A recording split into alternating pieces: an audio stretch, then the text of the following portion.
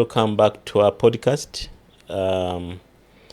We look forward to once again sharing with you a very interesting topic of the day, which is industrial agrochemicals being a threat to agroecological expansion on the African continent. And here with me in the studio, we have our guest from Homeland Organic Center from Wende district in Uganda. Mr. Julius, please, you can introduce yourself. Thank you so much, Isaac. I'm happy to be here and thank you for your invitation. My name is Julius Tumwebaze. I'm the Executive Director, Homeland Organics and Agro-Tourism Center, which is in Mbende. We practically advocate for agroecology, organic agriculture and permaculture principles, and we work at Homeland Organics and Agro-Tourism Center with outreaches in homesteads, in schools and other community groups around Mubende.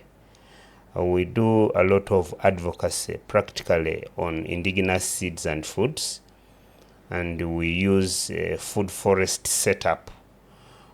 You talked about the dangers of agrochemicals in Uganda and in Africa, but the system of the food forest setup solves it all, and the systems work naturally, where if you want to make like pesticides or manure or fertilizer, we just use locally available materials in that style to avoid chemicals. Thank you so much. Thank you, Julius, for that very elaborate explanation and introduction, but also hinting on the great work you are doing. As you are aware, we are experiencing quite a number of challenges on the African continent, and if I can bring it down to Uganda, we see that there is a very aggressive expansion of monocultures. And when I talk about monocultures, I mean those crops which are grown on a large scale, and they are single planted. Like we are seeing the coming up of big coffee plantations. We are seeing the expansion of the growing of sugarcane plantations. Of course, we have had the traditional sugar factories, but we see that a lot of land is being opened up, especially in Busoga, in Bunyoro, and now in northern Uganda for sugarcane growing. We see that in the Sese Islands, the growing of oil palms for oil production, cooking oil, soap, and many other products is increasing. And also we see that a number of Ugandan companies are venturing into the growing of different monocrops. I think the latest one, which is on the agenda right now, which is on the market, is cocoa. I've had quite a number of people talking about cocoa being one of the most lucrative crops right now. Of course, perhaps second to coffee or surpassing coffee, I don't know. But and all these crops are really good. We don't oppose the growing of those crops. And but you know, from the perspective of biodiversity, sustainable development, and climate change, there is a sustainable way through which we can be able to grow these crops. Yeah. And I think that is through agroecology. Yeah. Mr. Julius, as the Executive Director of Homeland Organic Center, how are you doing it at the center in terms of basically trying to avoid the industrial agrochemicals vis-a-vis as you try to promote organic agriculture, or for that matter, agroecology? Thank you so much, Isaac. As earlier mentioned, I didn't talk much about the food forest. But the food forest itself is an integration of very many things growing together cooperatively, each supporting the other. So in this system, we have quite a number of crops that we grow, and we make an observation of which crops can cooperatively grow together and which one doesn't want to grow with the others. So in this system, we discourage mono and we encourage intercropping or mixed cropping for both the foods, the fruits, the vegetables, the herbs, the spices, the trees, including the coffees and other sorts you're talking about. So this system is done in an organized way that we plant accordingly to the characters of the plants. Like in case you find a coffee tree growing, and it is quite a taller tree, but below it you can have a shorter one, which can either be like beans, then near it we can like put bananas in lines. Then you find a coffee garden is not typically coffee. It has some plants like beans or some other runners that can help to conserve soil and water. Then we can also have some others like bananas that can act as windbreakers. Then you find that at the end of the day, it is not only a coffee garden, but it has bananas, it has vegetables, it has crops that make it a complete set of agroecology garden. We don't put away the animals and other microorganisms in the systems, and in that case we bring in the element of animal, which gives us manure and other things like animal urine to make the concoction of managing some weevils or some other pests in the system. So I want to assure you that the work we are doing is really coming up with that kind of resilience, with that kind of sustainability and profitability in that sense. So thank you so much, Isaac, for that question, and we can go on with the other explanations where you have a question and we do some clarifications. Julius, that is very interesting. There is the aspect of, you have hinted on the issue of profitability. Many farmers have always given this excuse that they would love to transit from the use of industrial agrochemicals and fertilizers to the use of organic agrochemicals and fertilizers, as well as to transit from what you would call some of them from industrial agriculture to agroecology. And that transition is being affected by one of them is the issue of profitability of agroecology. Yeah. What do you have to say about that? Oh, it is so friendly. The system that we are using is so friendly in the way that we use locally available materials.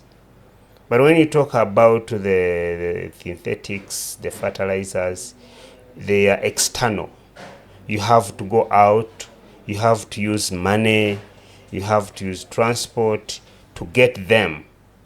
And more so looking at their impacts. Like when you apply chemicals in the garden and you want to do away with the weeds, you eventually find out that the weeds dry or they die out. Yeah? If you only see weeds, without looking at other elements in the soil.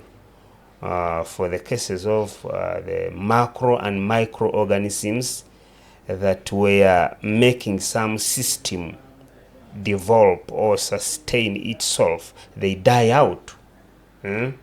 So agroecologically, when we use the compost made, the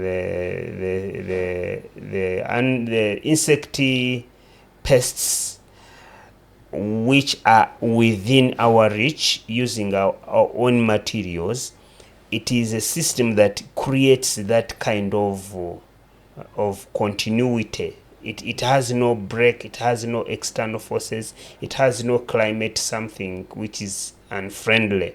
And you find at the end of the day, the garden is sustainable.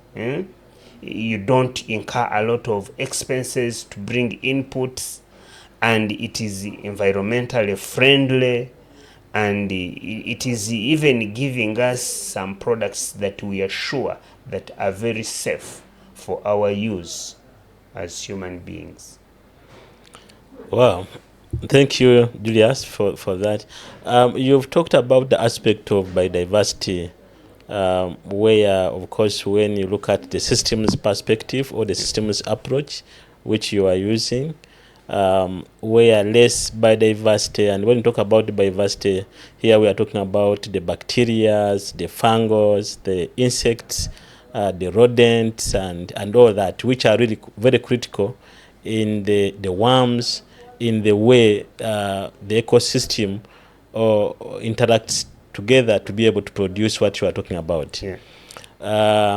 Do you believe that the transition from the other approach, which of course kills the biodiversity, to this one which sustains, and that's agroecology, which sustains biodiversity, should we say it's the way to go? And do you see it as the future of agriculture, not only in Africa, not only in Uganda, but Africa and beyond? Actually, agroecology was there originally. I don't know whether it is because of science and development, where these other approaches have come in, of using the synthetics, the other fertilizers. But when you look at if you use these organically made fertilizers and pesticides, they were there before. When you use the industrial made, you see the impacts. You see how they are affecting environment. You see how they are affecting people's lives. How issues related with the diseases are coming up on a very serious speed. And looking back at the agroecological systems, there are no impact at all. They don't have dangers. If it is compost friendly to nature, environment, biodiversity, no dying. If it is the pest management, like you make your own concoction, it doesn't kill the rest of the biodiversity. It doesn't have the serious chemical impact on both plants and the human being. So, I would suggest that we need to go back to our roots and have it in a sense which is economical, which is sustainable, which is friendly, that we try to avoid most of the impacts of the agrochemical and industrialization. So what I'm learning from you, Julius, is that agroecology was already there before, and it is because of the so-called modernity or industrialization that led to the development of these synthetic fertilizers and agrochemicals, and the expansion of monocultures and the use of those chemicals. And if not halted, we might see that the expansion might take over and it can exacerbate the challenge of climate change or the crisis which we are facing. And therefore, we have to go back to the roots where we came from and be able to double check on by asking ourselves what might have gone wrong. And of course, agroecology provides the most safe food you can have. It provides a very safe and good environment for biodiversity to thrive. It also takes care of the soils. So the soils will be catered for if you practice agroecology. And basically, it will take us to where the pre-industrial period, where we had less diseases because the air was more cleaner, the soils were more safer, and the environment was the air quality was quite good. And therefore, we believe that this transition should be supported, and all farmers should transit to the practice of agroecology, because the advantages of agroecology surpasses the disadvantages of it. But again, when you look at the cost of industrial agriculture, which has a lot to do with the loss of biodiversity, ravaging the soils, affecting air quality, and all that in terms of food safety, then and again, of course, exacerbating the challenge of climate change, it becomes mandatory that we think about the transition seriously. Julius, also you've highlighted the aspect of profitability. I wanted to know, when we talk about the transition, convincing farmers to transit to invest heavily in agroecology, from your own experience, do you think agroecology is profitable? Can a person make money out of agroecology? Because what we are looking at, what the other side is arguing, that we need to increase productivity for the farmers so that they are able to make money. How do you handle such a challenge? All right, thank you so much, Isaac. The reality is, in agroecology, most of resources are readily available. And in that modern agriculture, or the transition of the industrialization, most of materials are not in our reach. You talk about seeds, you have to go to the shops to buy seeds. What it means is money. And in most cases, those seeds are modified in most cases. Yes. They have a character that if you want to plant, you have to go to the shop. You get my point, Isaac? I get it. Now, that one means in agroecology, if we have our indigenous seeds well preserved, we eliminate the expenses of going to the shop every season you want to plant. So I see the economic sense in agroecology, because we reserve our own that we multiply all the time, on top of them being friendly to environment, being resistant to pests and diseases, and having more nutritional values in them in terms of food.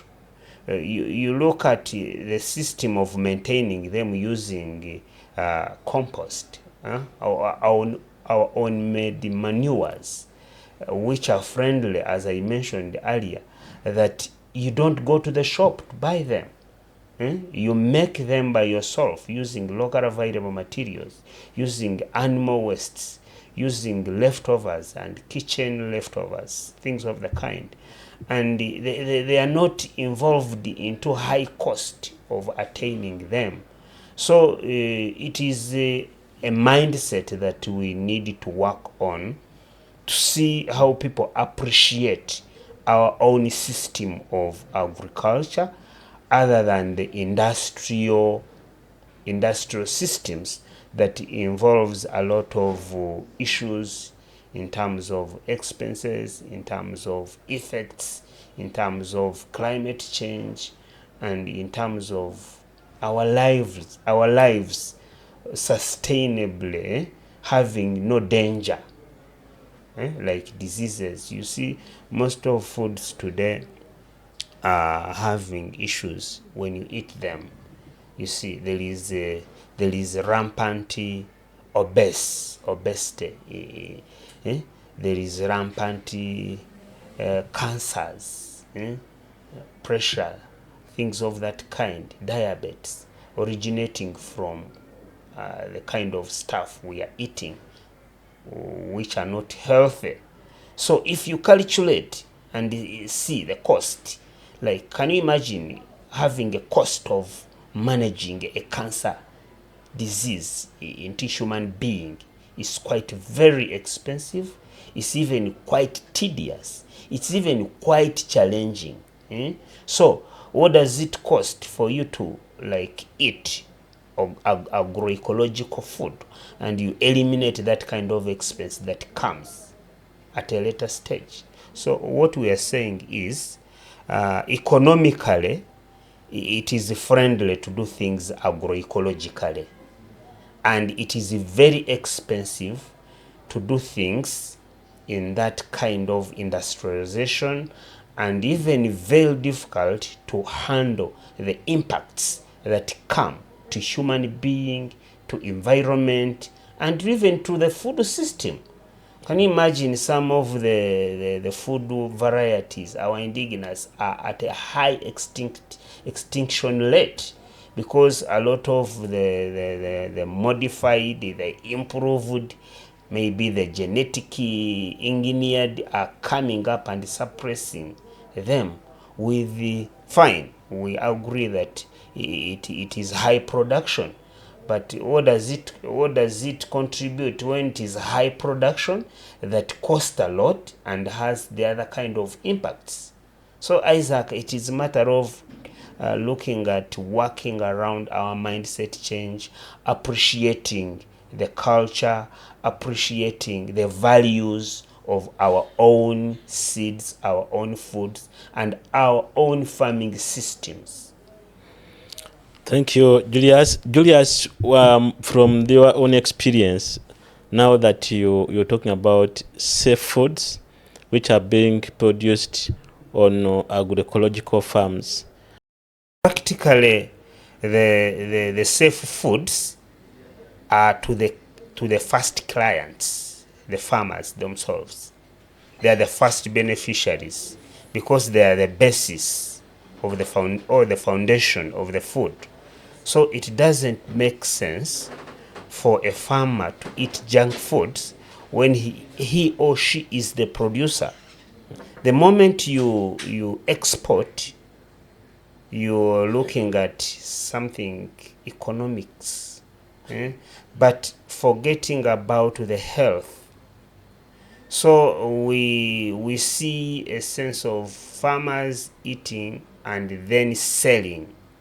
Yeah, and in most cases in our communities, some unserious farmers will sell their organic produced foods or their good quality foods to people who have money, and for them you find them eating this bad quality one, and in most cases they even Do you mean the processed one? Yeah, the highly processed. Yes. Yeah, they even buy these foods from the shops, the processed foods, and they think they are doing it good because they think they are expensive, they are good manufactured, they are not local.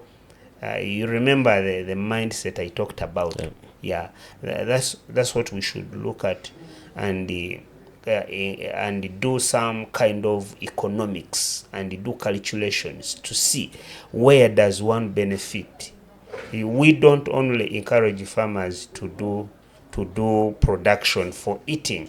We also do production for marketing and getting money, because we need money.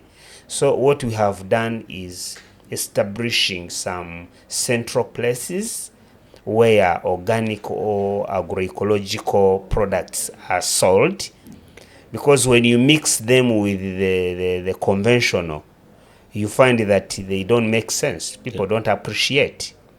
They just take them to be the same. So those markets are now spreading in Uganda. For example, at Homeland, we have an agroecological kiosk. Yes. Yeah, that agroecological kiosk is helping people to come and buy. At first, when we had started it, it was we used it to get products and display and put them in the shelves at the kiosk. But at times clients would not come, and you find our products withering. So what we do, those that can stay in the garden, we have a system of pay and pick. You have to pay money first before we pick them, because when we do that, you get the fresh products from the garden, other than the ones that have stayed on the shelves. That is to the clients that can come to the farm. Those that can't come to the farm, what we do is delivering. Yeah, we are agree on time, and we pick and deliver. Then there are others that can be harvested and kept for some long time, like cereals. After drying, we do proper post-harvest handling practices to make sure that they are well looked after, and they have no issues in terms of like weevils or pests or decomposition or aflatoxin interactions. And we find it working. So if we try to teach public about these agroecological practices, we shall have a very clean system of handling our own food systems that will even be sustainable, other than promoting the conventional. That kind of mindset should be worked upon. I should say that actually I'm one of those who have always been, I think I should say, a good customer of yours when it comes to passing by the kiosk. Yeah. To pick some fruits. Yeah. Also some cereals. Yeah. And I've always liked it to get to visit an organic market, but where you are really getting very fresh products, and you are sure that actually they are certified in a way. You are sure that they're organic products indeed, because sometimes people talk about being organic and yet you have no way of telling. But when somebody visits your farm and looks at what you are practicing on ground, actually it's very obvious that and that's why I keep on visiting your center over and over, because I find it quite interesting. So I want to thank you for that. Julius, you talked about the aspect of mindset, and we know that the mindset is one of the challenges why some of these practices continue to happen. And I think in the previous development plan 3, mindset was really a focus of government in terms of transiting people from thinking in terms of raw materials, the country producing raw materials, but to think about how do we add value to everything we do, but also to keep on being dynamic and flexible with taking away those locks which doesn't really bring the change we are looking at. And the purpose of this podcast basically is to make sure that we communicate and have this transition in terms of mindset. It also handles the issue of mindset, because once people learn what we are talking about, what people get to know the truth of the matter, then they will be able to change over time. It will not happen over time. I mean, within a short time. It will take some time, but it will happen. And that's why Ecological Christian Organization, in partnership with Marathon Advertising, we thought about this initiative of making sure that we need to share with people facts like what you are sharing with us. People are willing to change to whatever is being recommended as long as they have the facts. So I'm happy that you were able to come and share with us all about what you are doing. But also, you've talked about, you have shared about the the food fair, Yeah. the indigenous food fair, Yeah. which is coming up.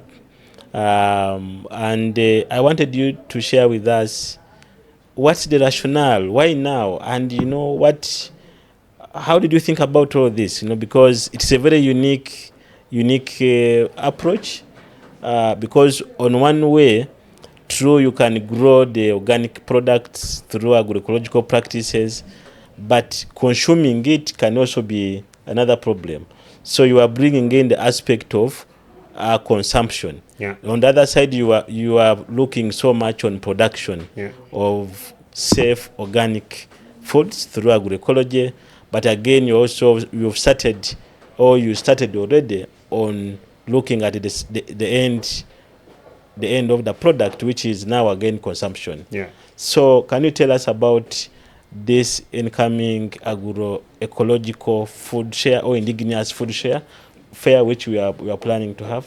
Thank you so much. The baseline of the event came after organic policy in Uganda being worked on. Then presently we are having agroecology strategy, but the extension services out there are much conventional. Some civil society organization and individuals like Isaac and me are doing that kind of advocacy. I talked about putting up a ecological kiosk. We are even putting up ecological kitchen, and this time we are publicizing it using an indigenous food and seed festival. So we are holding it this July 24th and 25th at Homeland Organic Center, and we are inviting different stakeholders to come and participate. There will be food. Real food to Practically, yes, indigenous food. We shall have food preparation. We shall have food testing and eating and feasting. Then we shall have food exhibition. So it is going to be a full packed day with a theme of our indigenous seeds for safe and nutritious foods. So I am encouraging everybody or whoever is watching us to block the date of 24th and 25th July, which is next Thursday and Friday, to come and join us in this kind of advocacy where people will have to get full packages. Because we invited different stakeholders, we invited farmers, we invited processors, we invited traders, we invited the financial institutions, we invited the schools, we invited every stakeholder that cannot avoid eating food. You see, eating food is funny. It is cross-cutting. Whether you are sick, whether you are rich, whether you are poor, whether you are short, whether you are tall, you have to eat. And you have to eat safe food. We mind about what you are eating. Yes. So this is the day when we are doing the extension service agroecologically. And we invite different stakeholders to come and join us. And Isaac, I'm very happy that you are coming. I wish you would invite these colleagues to come and see how things are happening down there. They will be there. Yeah. Without reading magazines, but they get stories from the source. Yes. Yeah. We have quite a number of indigenous seeds, indigenous vegetables, indigenous fruits, organized and cooked agroecologically. So it is going to be a real feasting, and I'm looking forward to seeing you. I think I really liked the idea, not because we're good at feasting, but also because we always compare the taste of the modern industrial agricultural products vis-a-vis when you talk about organic. Exactly, yeah. So somebody will want to know the things which are fried and this one which is not fried, how does it taste? So once you do what you are talking about, people would want to know what's the taste. Do you have also, I know you have talked about the spices, some ingredients. Do you spice up, if I can use the word, the indigenous foods? The spicing is done automatically. For example, if we are preparing matoke, for us, we don't peel matoke. We wash and cut the top and bottom part, then wrap it into the banana leaves and steam it. Yeah. So when after cooking it and it is ready, you pick a finger and you put it on a plate.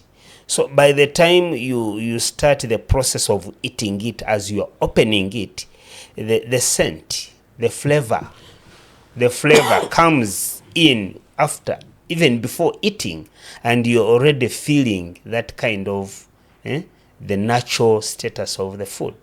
If it is a potato, yes, we wash it very well and we steam it. And when you want to eat it, you remove the cover yourself. Or if you can enjoy the cover of the potato, you crush it, because it has roughages. All the nutrients in a potato are even lying in that thing that you would remove to throw away. That's why in the communities where we live, people feed animals and they give them peelings. And after a very short time, you find that the animal is very healthy, it's looking very nice.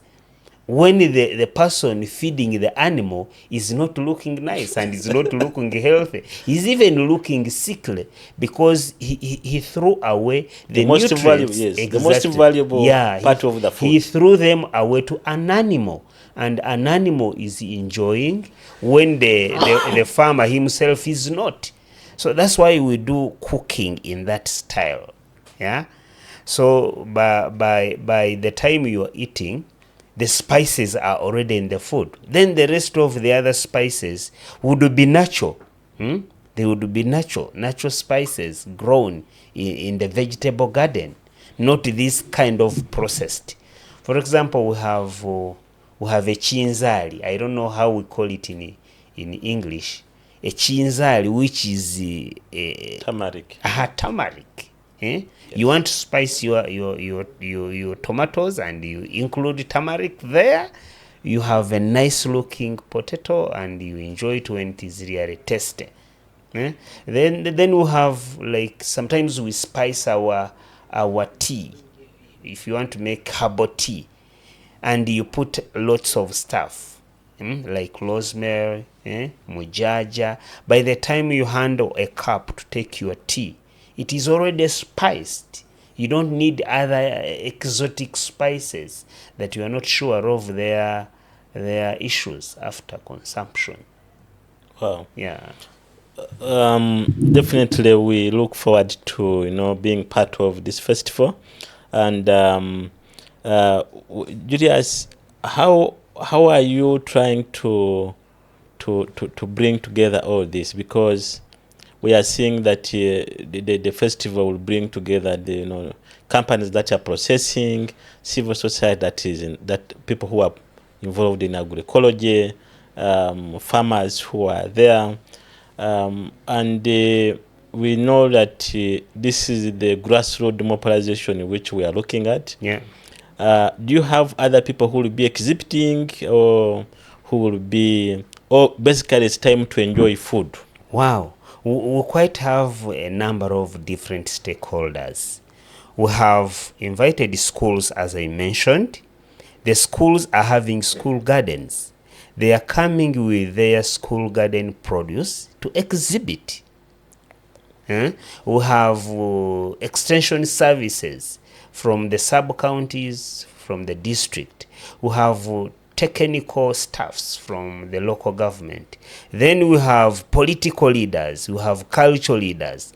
Then we have farmers and other civil society organizations which are joining us, basically because we are doing it on farm. Most of other exhibitions have been taking place in hotel compounds or in urban places.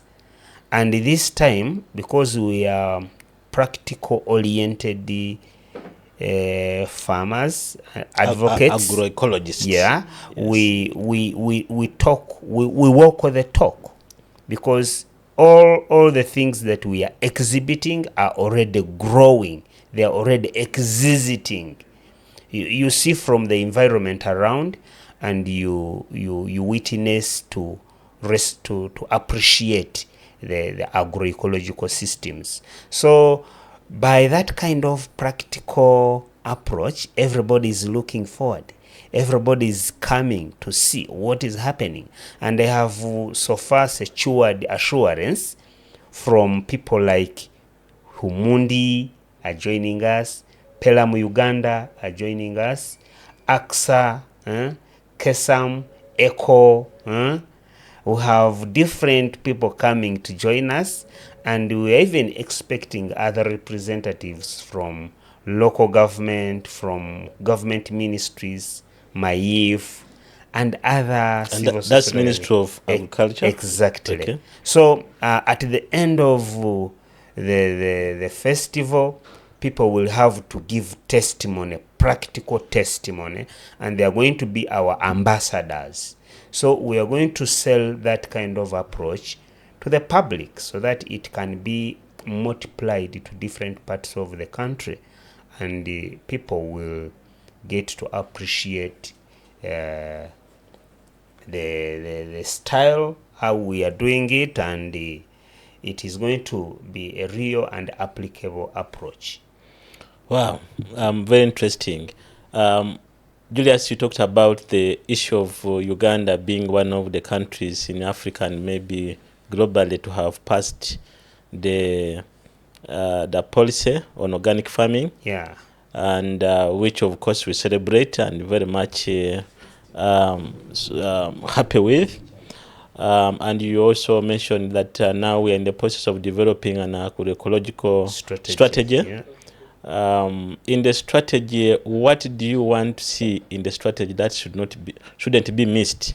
We want to see extension services being properly integrated in the strategy, because people are just misled, or people don't know what to do, when actually they would be guided by the extension services.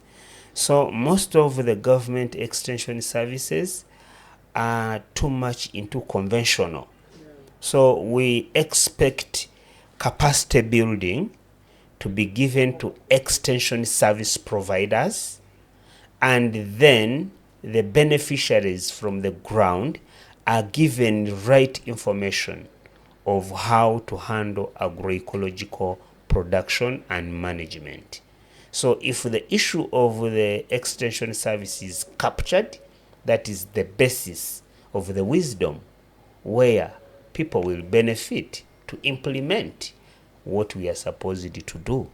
And then recognizing the indigenous seeds and foods in the strategy will really give us a very good beginning to avoid the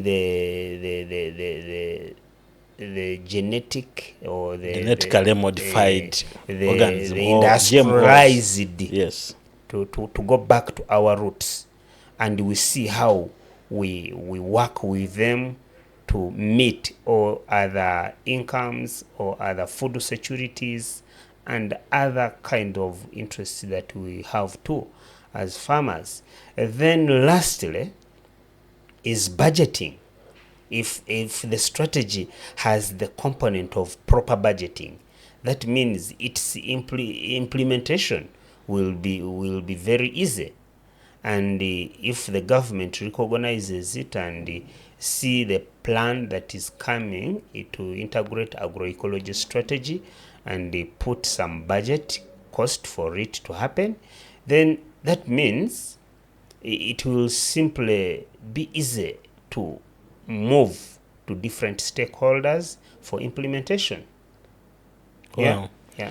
So I'm seeing that indeed the transition to a robust agroecological practice in Uganda, the agroecology strategy which the government of Uganda is currently developing will help us to take us to the promised land where we shall have expansion of agroecology, the expansion of agroecological practices and principles in the country, but also seeing the transition of many conventional farmers currently who are stuck in there, being able to move from this dilemma to now where they can be able to practice agroecology, which is of course very safe not only for the environment but also for health and also for the ecosystem. And therefore it will be a good thing for us in one way to contribute to the current climate crisis by seeing that transition happening. And I see that these are all really good initiatives. And I want to thank you, Julius, together with your colleagues, for thinking about the food festival, the Indigenous Food Festival, but also the market approach and the reach out which you are using, because within that festival there will be a lot of reaching out to different stakeholders who will be able to learn. You've mentioned the students or pupils from different schools who will come and learn about the indigenous foodstuffs, which is really very key, because we don't want to be talking about food extinction and and all that afterwards, but the transition of being able to pass over the knowledge from one generation to another and the involvement of the younger kids, I think that's a very good way to go. But also you've mentioned the policymakers who will also be able to come, people from different ministries and different departments, parastatals, being part of this, people from civil society, from the media, academia. I see that the sky is the limit, and we just needed to keep up with this, and we can't wait to be there. And we want to thank you for your time with us, and we look forward to again sharing when you're on the ground. We thank you so much. Thank you so much, my brother. Yeah. Yeah. And safe journey, please. Thank you.